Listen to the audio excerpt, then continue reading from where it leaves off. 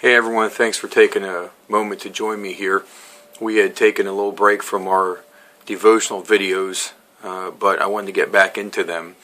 And I thought we'd start right now in this moment here with prayer.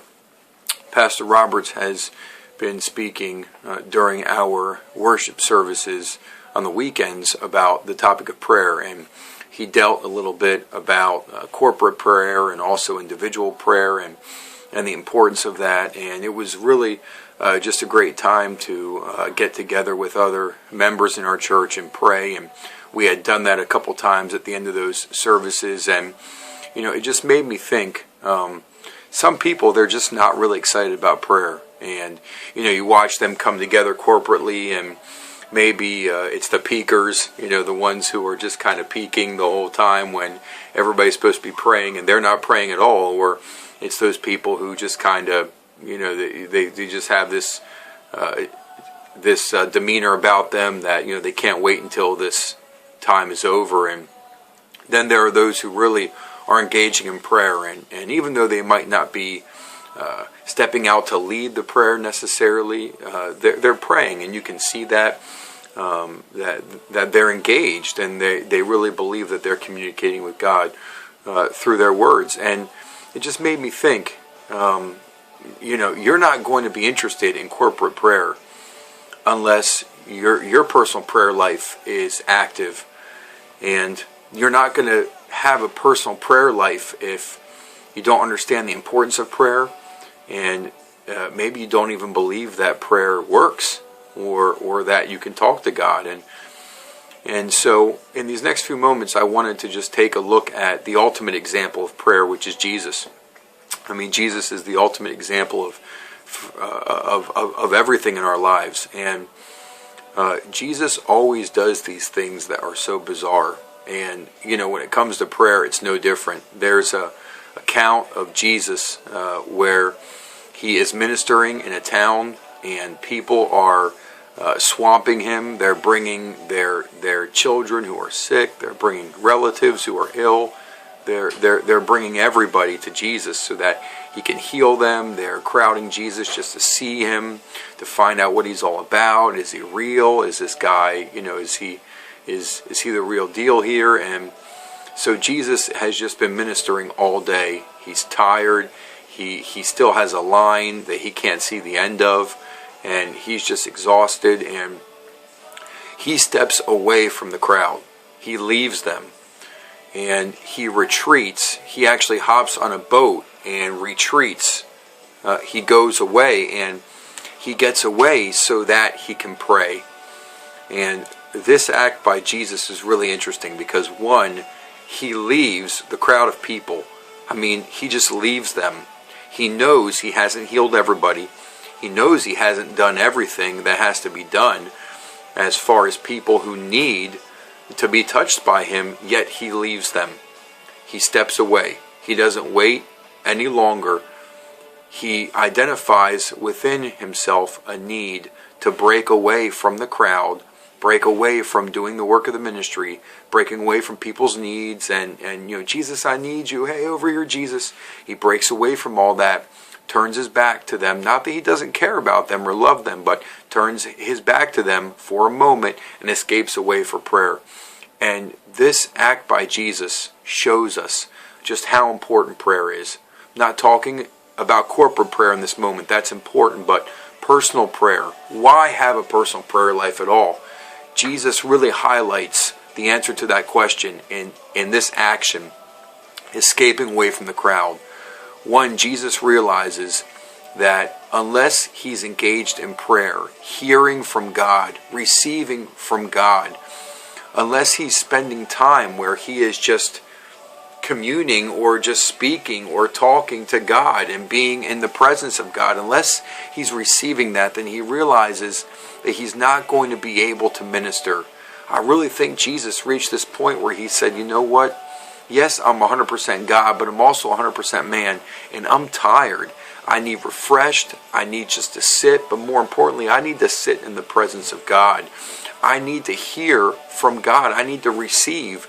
He needs to pour into me. And the reality is that when you're ministering, when you're doing life, when you're at school with your friends, and you're involved in just activities that drain your body, whether it's emotionally or spiritually. Maybe you are trying to reach a friend, and that is draining you spiritually because you're giving of yourself, and whatever it is. Jesus realizes that there came a moment where he's empty, where he's reached the bottom of the glass, so to speak, as far as his energy goes and his ability to minister. And you know what? You and I have to realize that every single day we reach the bottom of the glass. Sometimes, I don't know about you, I reach the bottom of the glass before the day's even over. I mean, halfway through the day, I'm already exhausted. Maybe I'm praying for people on the phone, dealing with people, just dealing with things, and I just need some Jesus time. I just need time where I need to sit. I need to get away, whether it's out of the office or over to the other side of the church in the chapel, or I just need to isolate myself because it's too much and I don't have any more to give. And if you and I are not constantly plugged into Jesus, or taking these moments where we step away from whatever we're doing and we realize that we're empty, then we can't give what we don't have. People are looking for us to have Jesus. They're looking for us to have answers, and they may not be looking for Jesus ultimately, but they're looking for answers, and you and I have the answers. The problem is at times that we're empty. We have given of ourselves, and we need to refill. We need to go back to the source for all answers and for all encouragement, and that is Christ. And Christ models that for us by going to the source in God. We have a source through Christ and the Holy Spirit and God, the Trinity, and they're all available to us, and we have to go back to the source and stay plugged in. Number 2, Jesus also shows us the importance of prayer and escaping from the crowd by realizing that, you know what, he was unable to do it all. He was one man. You and I are unable to do it all. We're only one person. And, Jesus really takes this time to get away from the crowd and escape, because he wants people to understand that more important than trying to solve everybody's problems is keeping his own spiritual life up to par. See, Jesus could have had this complex where, I'm the Messiah, and he was the Messiah, but he didn't really advertise it a lot. But even Jesus, who is 100% God, also being 100% man, realizes that more important than solving everybody's problem, more important than demonstrating his power and showing everybody how great he was and healing everybody in the whole town, more important than that, Jesus realizes, is his relationship with God. And you know what? It's the same for you and I.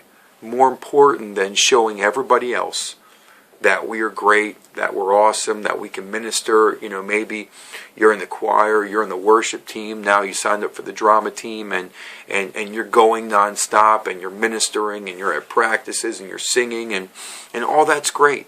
But more important than that is making sure that you and I break away and that we stay connected in our relationship with Christ. More important than what we do, I say this all the time, is who we are and who we're becoming. More important than that. So maybe you have to stay home for a practice, for a worship or choir or drama. And if the leaders are watching this, they're probably going to kill me. But maybe you need to take a break a week, because you realize that more important than what you're doing is your relationship. And Jesus models that. More important for Jesus than the act of healing people was his relationship with God. That was the most important thing, period. And he gets to a point where he needs to come back to the basics and just retreat away and be in the presence of God. And I promise that if you can grab these 2 principles, that one, you have to make sure that you have Jesus pouring back into you. And he can't do that if you're not spending time with him. Can't do it.